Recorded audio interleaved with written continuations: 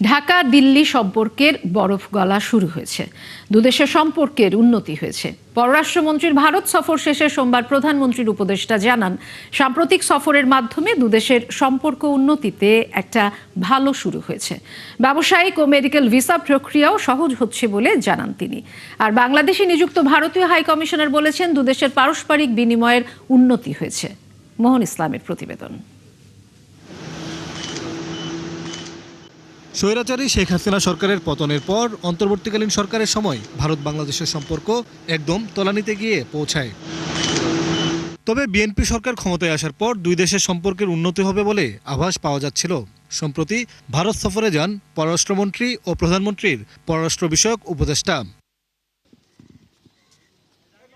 সফর শেষে দেশে ফিরে উপদেষ্টা জানান, ঢাকা দিল্লি সম্পর্ক উন্নতিতে একটি ভালো সূচনা হয়েছে এই সফরের মাধ্যমে। প্রধানমন্ত্রীর সাথে তিনি বলেন, দুই দেশের মনোভাব ইতিবাচক হলে একসঙ্গে কাজ করা যাবে। ভারত মেডিকেল ও বাণিজ্যিক ভিসা চালু করবে বলেও জানান তিনি। ভারত সফর মানে it's a very good start to resetting the relations. ওখানে পজিটিভ আলোচনা হয়েছে এবং আমরা এটাই বলছি যে দুই দেশের যদি মাইন্ডসেট থাকে সম্পর্ক পজিটিভ দিকে এগিয়ে নিয়ে যাওয়ার, তাহলে আমরা কিছুটা ভালো অগ্রগতি করতে পারব। তো মেডিকেল ভিসা, ব্যবসায়িক ভিসা যাতে ওপেন আপ হয়, তো আশা করি এইটা ইন দি কামিং উইকস একটা পজিটিভ দিক, ওই দিক থেকে আমরা দেখতে পাব। শেখ হাসিনাকে জঙ্গি আখ্যা দিয়ে সে দেশে বসে বাংলাদেশে যেন অরাজকতা করতে না পারেন সে বিষয়েও আলোচনা হয়েছে বলে জানান তিনি। আর হাদি হত্যা মামলার আসামিদের ফেরত দিতে সম্মত হয়েছে ভারত। বাংলাদেশে নিযুক্ত বিদায়ী ভারতীয় হাইকমিশনার এদিন সৌজন্য সাক্ষাৎ করেন স্পিকার ও ডেপুটি স্পিকারের সঙ্গে। বৈঠক শেষে হাইকমিশনার জানান, দুই দেশের সম্পর্ক ভালোর দিকে যাচ্ছে, পারস্পরিক বিনিময়েও উন্নতি হয়েছে। ভারত বাংলাদেশের সম্পর্কের উন্নতি ঘটছে, পারস্পরিক বিনিময়েও উন্নতি হয়েছে। জনগণকে প্রাধান্য দিয়ে পারস্পরিক সৌহার্দ্য বজায় রেখে দুই দেশ এগিয়ে যাবে বলেই আশা করি। জনগণকে প্রাধান্য দিয়ে দুই দেশের সম্পর্ক এগিয়ে যাবে বলেও আশা তার। মোহন ইসলাম, ৭১, ঢাকা। প্রতিশ্রুতি বাস্তবায়নে আরও এক ধাপ এগোচ্ছে বিএনপি সরকার। পয়লা বৈশাখী শুরু হচ্ছে বহুল আলোচিত কৃষক কার্ড কর্মসূচি। কাল টাঙ্গাইলে এর আনুষ্ঠানিক উদ্বোধন করবেন প্রধানমন্ত্রী তারেক রহমান। প্রথম দিনেই ২০,৬৭১ জন কৃষকের হাতে উঠবে এই কার্ড, যার মধ্য দিয়ে জীবনমান উন্নয়নের পাশাপাশি কৃষি খাতে উন্মোচিত হবে সুবিধা আর স্বীকৃতির নতুন দুয়ার। রিফাত আহমেদের ছবিতে আরও জানাচ্ছেন সহকর্মী শফিকুল হক।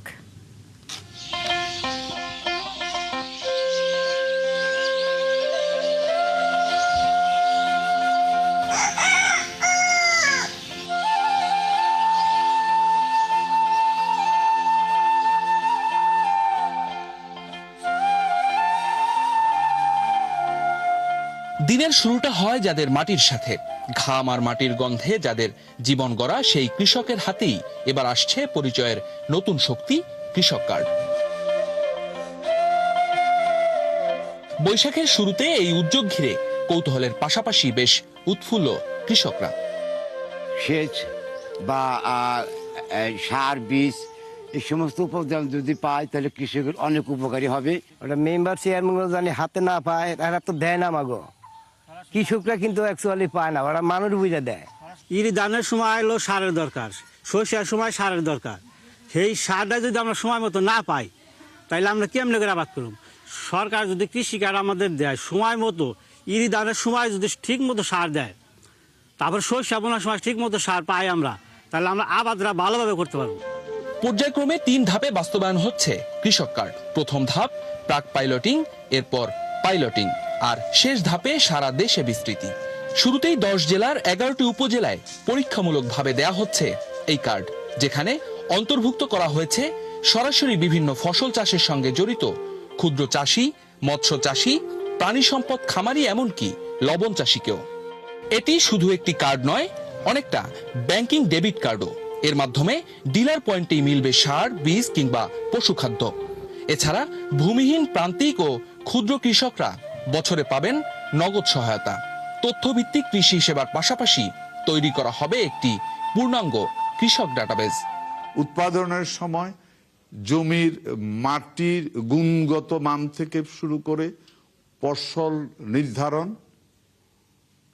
সঠিক ফসল নির্ধারণ এবং উৎপাদন চলাকালীন যদি কোনো কারণে আর্থিক সহায়তা পাওয়ার প্রয়োজন হয় সেটার ব্যবস্থা করা এবং ফাইনালি উৎপাদনের পরে কৃষক যেন তার বিক্রিত পণ্যের ন্যায্য মূল্য পায়। পয়লা বৈশাখে টাঙ্গাইলের শহীদ মারুফ স্টেডিয়াম থেকে যাত্রা শুরু হচ্ছে কৃষক কার্ডের। তারপর ধাপে ধাপে বিস্তার সারা দেশে। সরকারের কর্তা ব্যক্তিরা মনে করেন নির্বাচনী ইশতেহার বাস্তবায়নের অন্যতম এই উদ্যোগের মধ্যেই লুকিয়ে আছে সম্ভাবনার নতুন বাংলাদেশ। 100% নিরপেক্ষতার ভিত্তিতে এবং এখানে 100% যাচাই বাছাইয়ের ক্ষেত্রে ভুল হতে পারে, কখনো মিস্টেক হতে পারে, কিন্তু ভুল হওয়ার সম্ভাবনা খুবই কম। কারণ এই একটি এরিয়া ধরে কিন্তু কাজ হচ্ছে। এই এরিয়াতে কেউ কে কে কৃষক আছে, মাঠ পর্যায়ে ব্লক সুপারভাইজাররা দেখভাল করছে, এখানে টিওনরা নজরদারি করছে, কৃষি কর্মকর্তারা নজরদারি করছে। বিক্ষিপ্ত সহায়তা থেকে বেরিয়ে কৃষিকে একটি কেন্দ্রীয় ব্যবস্থাপনায় নিয়ে আসার প্রথম ধাপ কৃষক কার্ড চালু হচ্ছে পয়লা বৈশাখ থেকে, যেখানে পরিচয়, প্রণোদনা এবং প্রযুক্তি সবকিছুই থাকছে একই প্ল্যাটফর্মে। বাস্তবায়ন ঠিকঠাক থাকলে এই উদ্যোগ শুধুমাত্র কৃষকের জীবনমানই নয়, গোটা দেশের কৃষি খাতকে নিয়ে যাবে অনন্য এক উচ্চতায়। শফিকুল হক, ৭১, টাঙ্গাইল। বিদায় ১৪৩২ বঙ্গাব্দ, স্বাগতম ১৪৩৩ বঙ্গাব্দ। চৈত্রের প্রখর দাবদাহ আর শুকনো পাতার মর্মর ধ্বনি ছাপিয়ে এখন দিকে দিকে নতুনের আহ্বান। পুরনো বছরের গ্লানি ও জীর্ণতা মুছে ফেলে নতুন উদ্যমে জীবনকে সাজানোর চিরায়ত অঙ্গীকার নিয়ে আজ পালিত হচ্ছে চৈত্র সংক্রান্তি। কাল সূর্যোদয়ের সাথে সাথেই শুরু হবে নববর্ষ। বৈশাখী শোভাযাত্রাকে ঘিরে ঢাকা বিশ্ববিদ্যালয়ের চারুকলায় চলছে শেষ মুহূর্তের প্রস্তুতি। সার্বজনীন এই উৎসব ঘিরে ঢল নামবে উৎসব প্রিয় বাঙালির। ফারহানা ন্যান্সির প্রতিবেদন।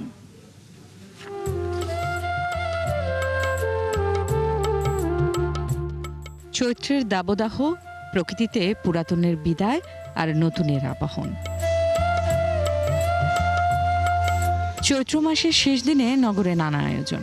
৩ যুগেরও বেশি সময় ধরে ঢাকা বিশ্ববিদ্যালয়ের চারুকলায় বাংলা নতুন বছরকে বরণ করতে হয় শোভাযাত্রা। এবারও সেই শোভাযাত্রাকে ঘিরে চলছে সকল প্রস্তুতি। চিরায়িত সংস্কৃতিমনা বাঙালি উৎসবের রঙে রাঙিয়ে বরণ করতে চায় ১৪৩৩ বঙ্গাব্দকে। চারুকলা এগুলো দেখতে এসেছি, আমার কাছে অনেক ভালো লেগেছে। স্কুল থেকে আমাদের স্যার নিয়ে এসেছে, আমরা আগে দেখিনি, প্রথম দেখছি। এখানে অনেক কিছুই আছে দেখার মতো, শেখার মতো। এই দিনটা আমার জন্য অনেক স্পেশাল।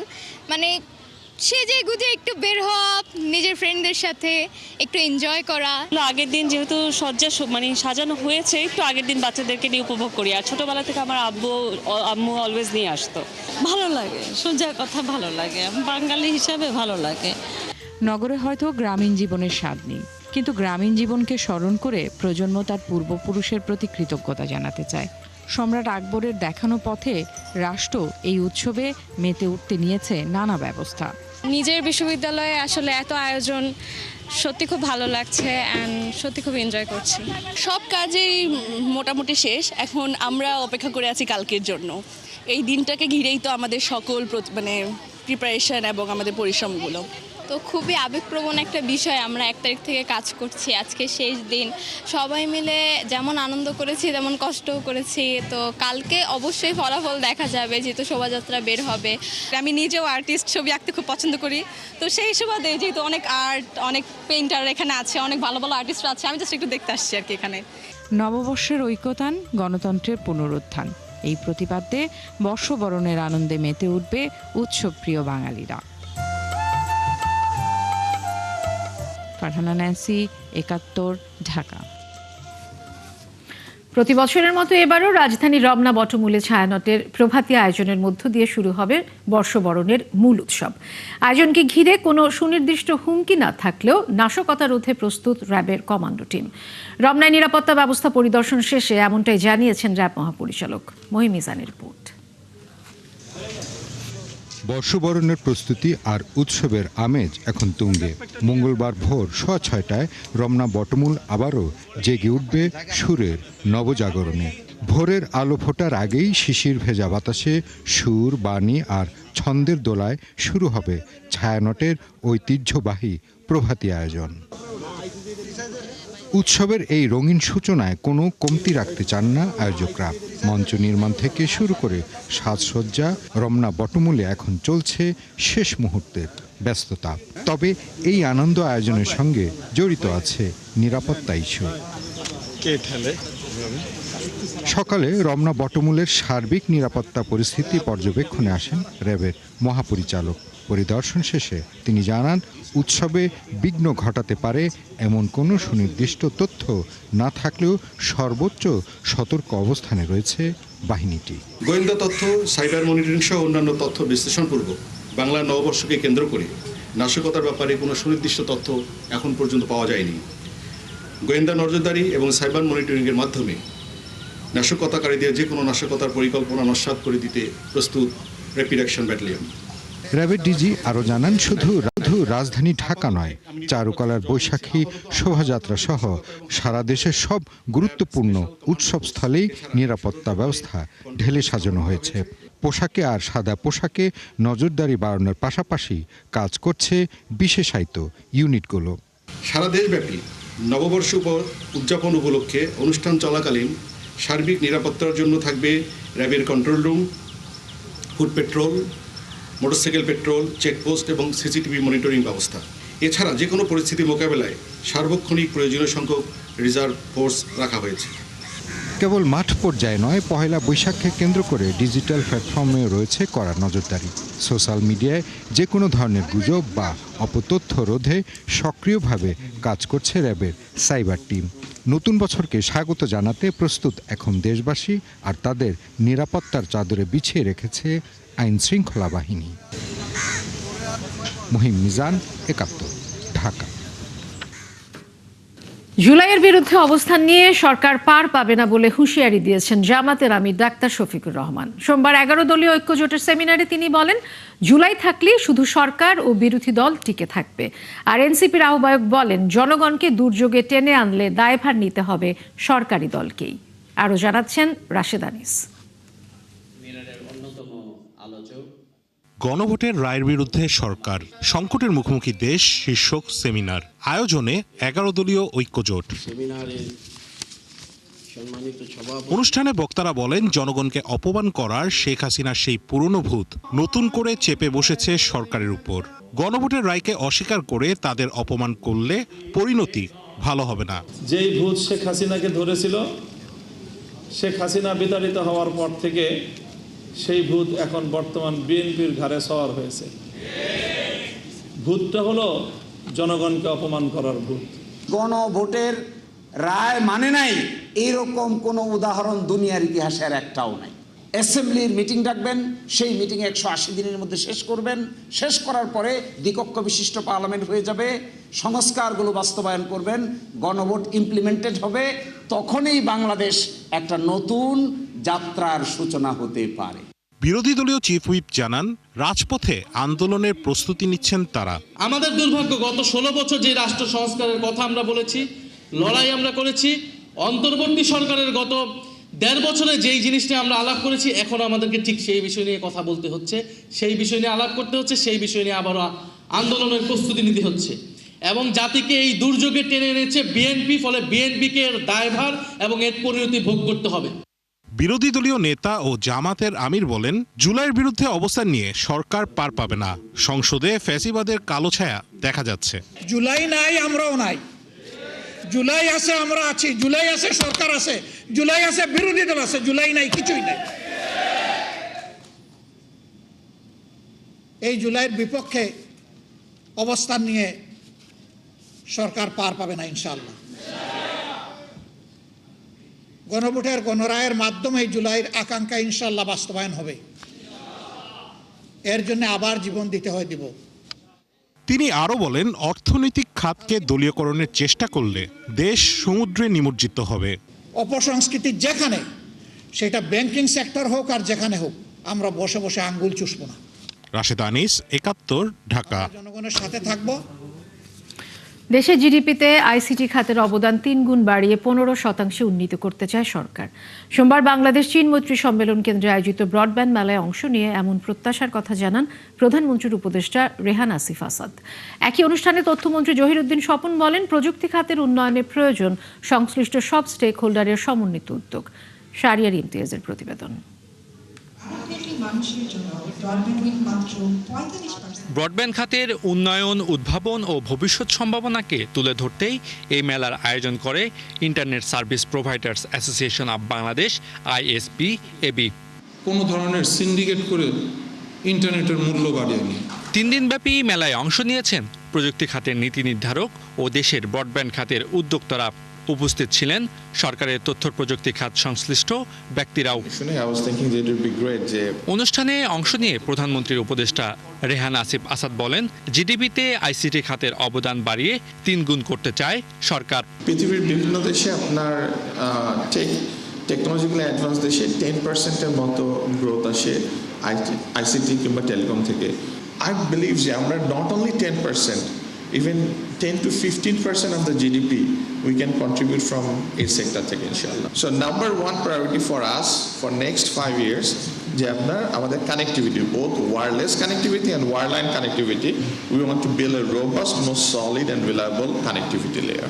একই অনুষ্ঠানে প্রধান অতিথি হিসেবে যোগ দিয়ে তথ্যমন্ত্রী জহিরুদ্দিন স্বপন বলেন, অবকাঠামোগত উন্নয়নের মাধ্যমে বাড়াতে হবে দেশের ইন্টারনেট পরিষেবার মান।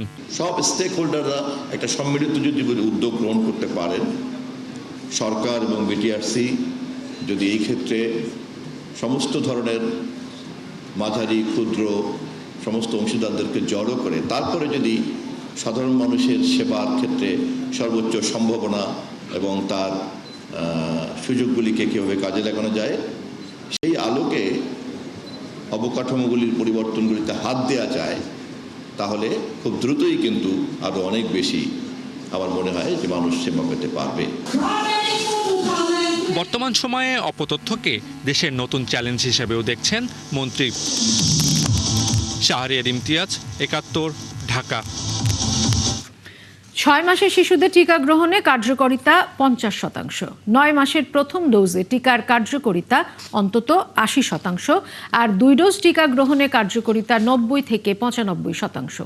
2 ডোজ নিলেও 5 থেকে 10% এই টিকা নিষ্ক্রিয় থাকবে। বিশ্ব স্বাস্থ্য সংস্থার নথিতে হাম টিকার এমন তথ্য উঠে এসেছে। চিকিৎসকরা বলছেন, 1 ডোজ বা টিকা নেয়নি এমন শিশুরাই হাম শনাক্ত ও মৃত্যুর তালিকায় শীর্ষে রয়েছে।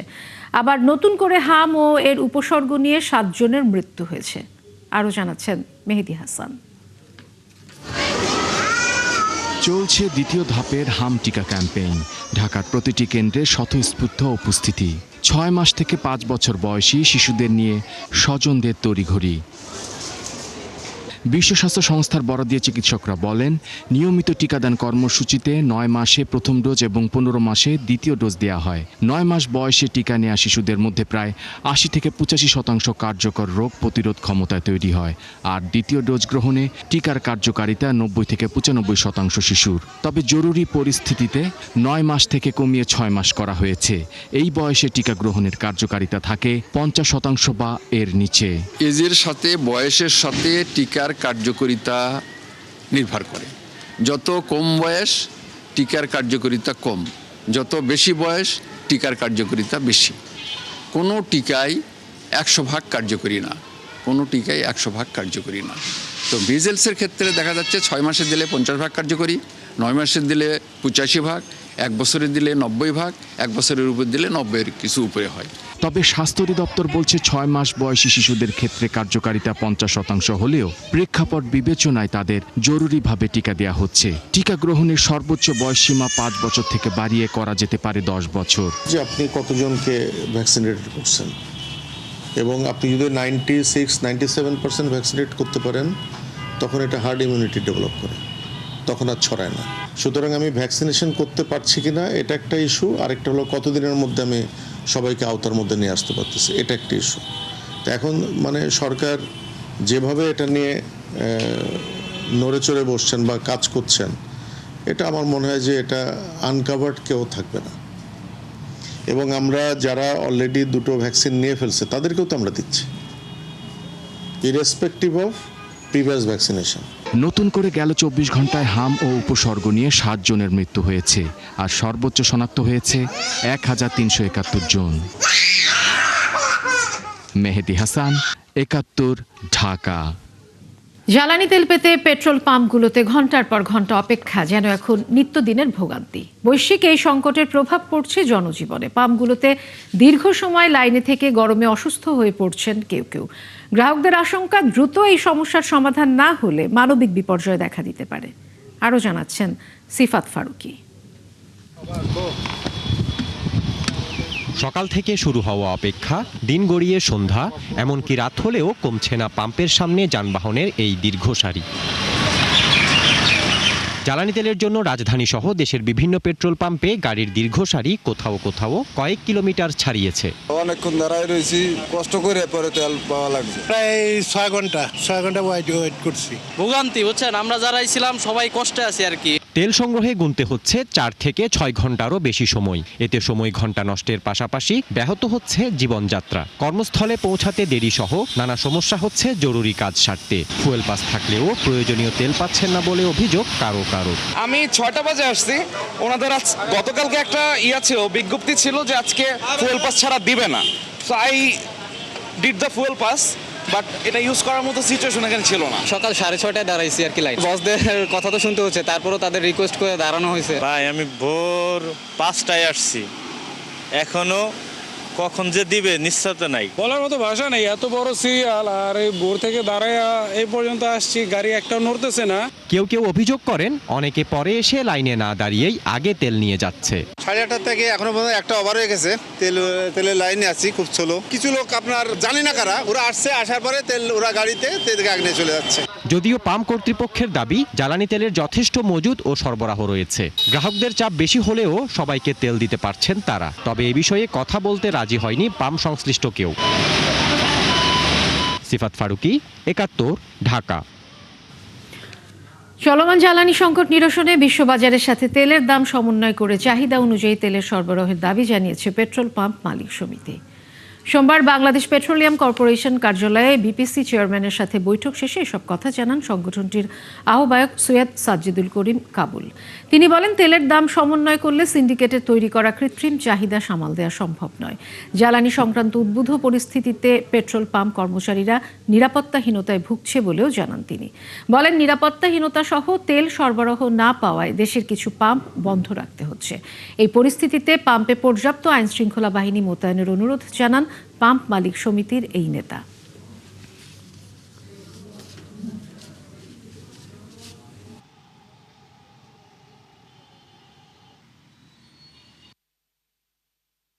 বিশ্ববাজারের সাথে প্রাইস অ্যাডজাস্ট করে যদি প্রাইস নির্ধারণ করে সরবরাহটাকে উন্মুক্ত করে দেওয়া হয়, তাহলে আমার মনে হয় সমস্যা 12 আনা না 100 আনাই পূরণ হয়ে যাবে এবং এই পেট্রোল পাম্পের দীর্ঘ লাইনও থাকবে না, আর সাপ্লাইও বিড়ম্বনা থাকবে না। আমরা আমাদের সম্মানিত ক্রেতাদেরকে বলবো, আপনারা একটু ধৈর্য ধরেন, সরকার এটা নিয়ে কাজ করছে। একটা শক্ত প্রশাসনিক ল এনফোর্সিং অথরিটির লোক দরকার যারা এটাকে ট্যাকেল করতে পারে। এইটা না দিলে আমাদের পক্ষে আসলে it's quite absurd to handle the show. রাজধানীর শ্যামলীর সিকেডি ইউরোলজি হাসপাতালে চাঁদাবাজির মামলার প্রধান আসামি মঈন সহ 4 জনের 4 দিন করে রিমান্ড মঞ্জুর করেছে আদালত। এর আগে এ ঘটনায় 7 জনকে গ্রেপ্তার করে র্যাব। বাহিনীর প্রধান আহসান হাবিব পলাশ জানান, মঈনকে নড়াইলের কালিয়া থেকে গ্রেপ্তার করা হয়। মোহাম্মদপুরের কিশোর গ্যাং অ্যালেক্স ইমন হত্যার বিষয়ে তিনি বলেন, 18টি মামলার আসামি হয়েও মূল হত্যাকারী আরমান কিভাবে কারামুক্ত হয়ে হত্যাকাণ্ড চালিয়েছে সে দায় নেবে না র্যাব। মহিম মিজানের রিপোর্ট। রাজধানী শ্যামলীতে centre for kidney diseases and urology CKD হাসপাতালে দীর্ঘদিনের ত্রাস সাবেক যুবদল নেতা মঈনুদ্দিন মঈন অবশেষে র্যাবের জালে। হাসপাতালে ওটি ইনচার্জের কাছে ৫ লাখ টাকা চাঁদা দাবি ও হুমকির মুখে করা মামলার প্রধান আসামি মঈনকে নড়াইলের কালিয়া থেকে গ্রেফতার করে র্যাব। হাসপাতালে সেবা জিম্মি করে চাঁদাবাজির ঘটনার মামলার পর ছায়া তদন্ত শুরু করে তারা। র্যাব প্রধান বলেন, মঈনকে তার ফুপুর বাসা থেকে গ্রেফতার করা হয়েছে। এ সময় তার ৬ সহযোগীকেও বিভিন্ন জায়গা থেকে গ্রেফতার করা হয়েছে বলে জানায় র্যাব প্রধান। গ্রেপ্তারকৃতরা হলেন মঈনুদ্দিন মঈন, মোহাম্মদ লিটন মিয়া, মোহাম্মদ সুমন, মোহাম্মদ শাওন, স্বপন কাজী, মোহাম্মদ ফালান, রুবেল। জানা যায় মঈন এবং তার সহযোগীরা দীর্ঘদিন ধরে ৫ লক্ষ টাকা দাবি করে আসছিল। দাবিকৃত চাঁদা দিতে অপারগতা প্রকাশ করলে ভিকটিমকে বিভিন্ন ধরনের ভয়ভীতি এবং হুমকি প্রদান করে আসছে। এদিকে রোববার বিকেলে মোহাম্মদপুর বেরিবাদ এলাকার ঢালে কিশোর গ্যাং অ্যালেক্স গ্রুপের প্রধান ইমনকে কুপিয়ে হত্যা করে প্রতিপক্ষ আরমানের লোকজন। এ বিষয়ে র্যাব প্রধান বলেন, মূল হত্যাকারী আরমানের নামে রয়েছে আরও 18টি মামলা। এতগুলো মামলা থাকার পর সে কিভাবে সব দায় কি আমারই থাকবে? 18টা যার মামলা, তার দায় কি শুধু পুলিশ নেবে বা র্যাব নেবে? এটা কি এই প্রশ্ন তো জবাব আপনি আমার কাছে খুঁজলে হবে না।